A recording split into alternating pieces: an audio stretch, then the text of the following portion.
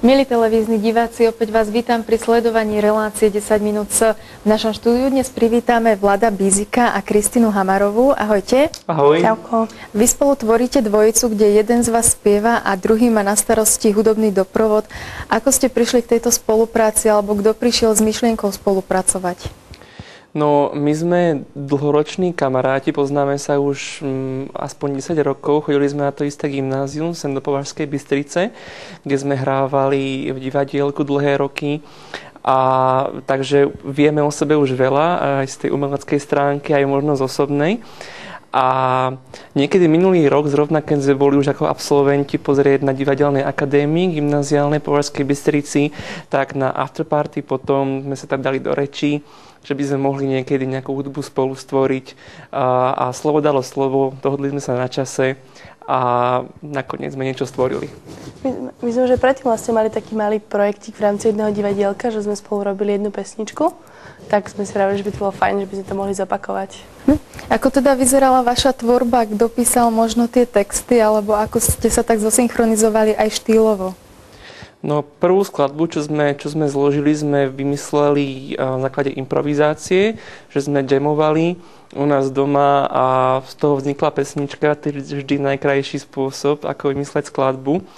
A potom my si vždy sadneme a vytvoríme spoločne text, ktorý nás nejako obidvoch myšlienkovo vystihuje. A ďalšie skladby, keď sme dostali na tú prvú dobrý ohlas od okolia, od kamarátov, aj od rodiny, tak sme vymysleli, že ja som prišiel s nejakým nápadom, so štruktúrou pesničky, s nástrojmi a Tinka prišla s nejakou krásnou melódiou a dalo sa to dohromady. No je dôležité, že my sme vytvorili nejakú skladbu, ktorá sa jemu dobre hrá, mne dobre spieva, tak väčšinou Vládko príde s nejakou myšlienkou základné akordy a ja si do toho vymýšľam nápev v podstate, ktorý by sa mne dobre spieval a sedel na môj hlas. A čo je také, myslím, zaujímavé, že my máme dosť odlišné štýly hudobné, dosť na inej hudbe sme aj vyrástli a inú hudbu počúvame, ale tie naše štýly sa tak niekde na polceste v strede spoja. A to je možno tá mágia našej tvorby trochu. Ako si sa napríklad ty dostala k tomu spevu? Koľko sa tomu možno venuješ? Tak ja sa spevu venujem v podstate od malička. Som začala v nejakom takom detskom súbore najprv spievať a potom od nejakých 12 rokov chodím na spev do Zušky na Milana Rastislava Štefánika k pani učiteľke Štráchovej a predtým pani učiteľke Pilatikovej. Takže som si absolvovala obidva cykly a vlastne sa tomu venujem doteraz už len takýmto spôsobom, ale som strašne rada. Aj hoci kedy sa v hudobnej zastavím, len sa porozprávať alebo skonzultovať niečo s pani učiteľkou. Takže mám nejaký taký základ. Mňa by napríklad aj zaujímalo teda, aký hudobný sprievod ty máš, aký teda poskytuješ, na aké hudobné nástroje a kde sa možno začal učiť, alebo kedy ťa to tak pochytilo. No, ja mám úplne inú cestu k hudbe ako Tinka. Ja som vôbec nevyrástol v nejakom hudobnom prostredí a keď som mal možno 16 rokov, tak som si povedal, budem muzikant. A začal som sa učiť hrať na klavíri, v čom mi dosť pomohol z okolností syn pani učiteľky Štráchovej Filip, ktorý ma naučil základy úplne od píky, čo je to tón a ako ten klavír funguje. A potom som sa učil hrať tak sám, ako samou, komponovať nejaké vlastné skladby. Potom do toho prišla gitara. A čo prišlo?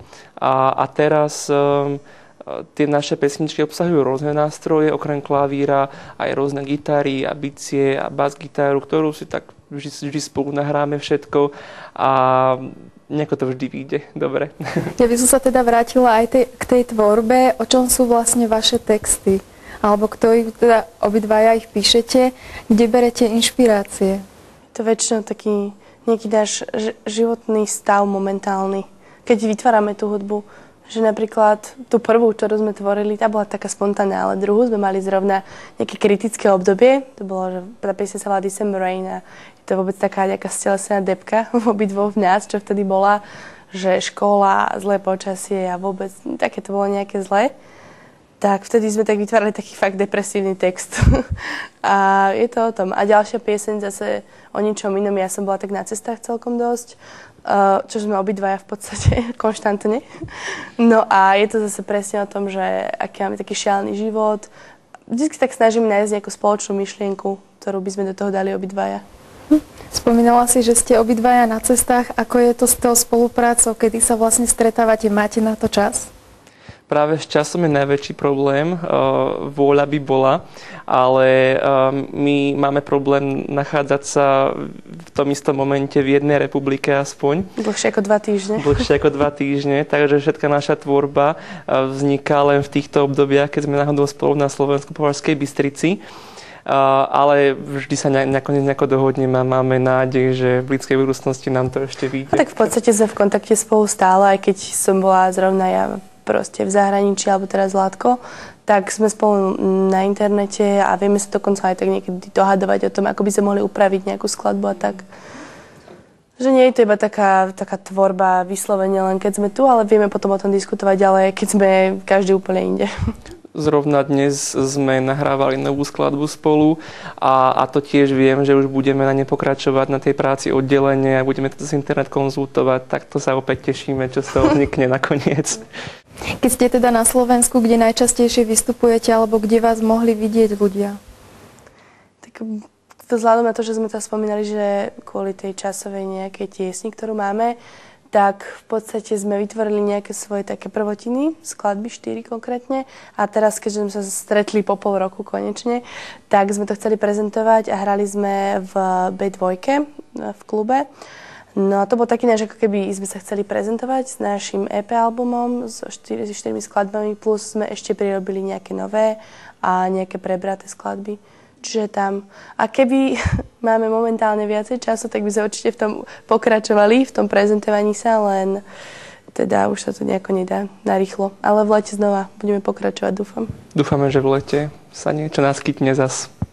Tebe ako speváčke sú bližšie slovenské alebo tie anglické piesne?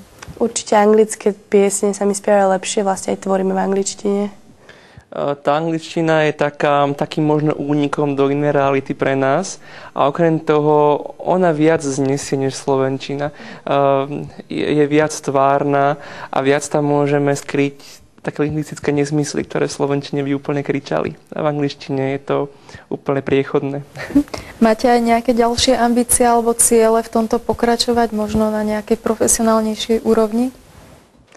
Tak teda chceli by sme určite pokračovať, ako Vládko spomínal, dneska zrovna sme tak nahrávali nejakú našu novú skladbu a máme rozpracovaných dokonca aj viacej, len teda nemáme to kedy dokončovať.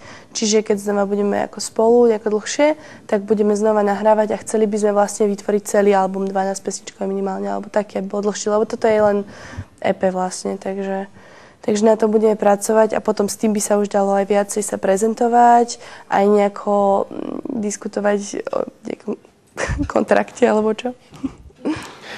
To ešte uvidíme. No. Máte v pláne aj pribrať niekoho nového do svojej skupiny alebo nerozmýšľate o nejakej novej posile?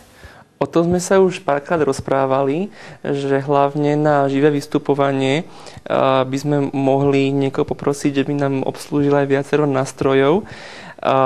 Máme šťastie asi obaja, že poznáme skvelých muzikantov na rôznych nástrojoch, tak uvidíme, kto sa nechá nami nahovoriť v budúcnosti.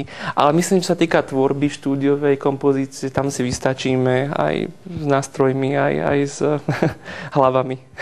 Zatiaľ tak, ale v budúcnosti určite by sme chceli.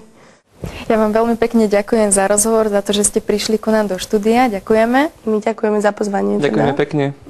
A vám, milí televízni diváci, ďakujem za pozornosť. Sledovali ste 10 minút. Dovidenia.